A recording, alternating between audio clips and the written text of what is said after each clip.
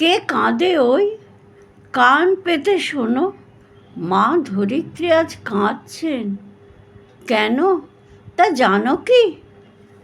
ধরনীর মানব সন্তানেরা সভ্যতায় এগিয়েছে অনেক দূর, তার সাথে সভ্যতার অহংকার উঠেছে ফুলে আরও অনেক উঁচুতে। তারা ভুলে থাকতে চায় বিশ্ব প্রকৃতি মানুষের সম্পত্তি নয়, মানুষ প্রকৃতিরই অংশ মাত্র।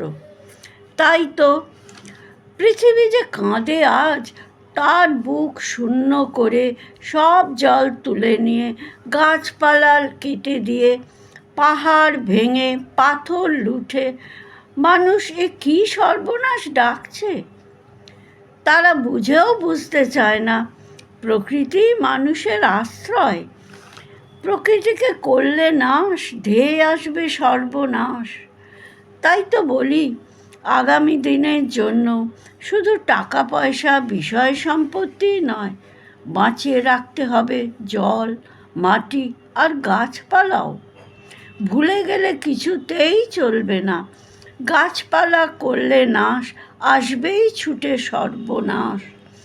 যদি করো জল নষ্ট, পেতে হবে জলকষ্ট। আর আর রাখতে হবে নিরাবরণ খোলা জমিও, কারণ সিমেন্টের আবরণে সব মাটি ঢেকে দিলে মা ধরিত্রী জল পায় না, তাতে আমাদের জন্য জল থাকবে না। সেই জন্যই ধ্বংস থেকে বাঁচতে হলে বাঁচাতেই হবে গাছ, বাঁচাতেই হবে জল, বাঁচাতেই হবে মাটি। ভেবে দেখো, প্রকৃতির ভাণ্ডারের সব সম্পদ শুধু কি নিজেরাই ভোগ করবে? ভবিষ্যৎকালের সন্তানদের জন্য কিছুই কি রাখবে না? তুমি কি চাও একদিন তোমার উত্তরসূরিরা জলের অভাবে ছটফট করুক, শ্বাসকষ্টে মরতে বসুক?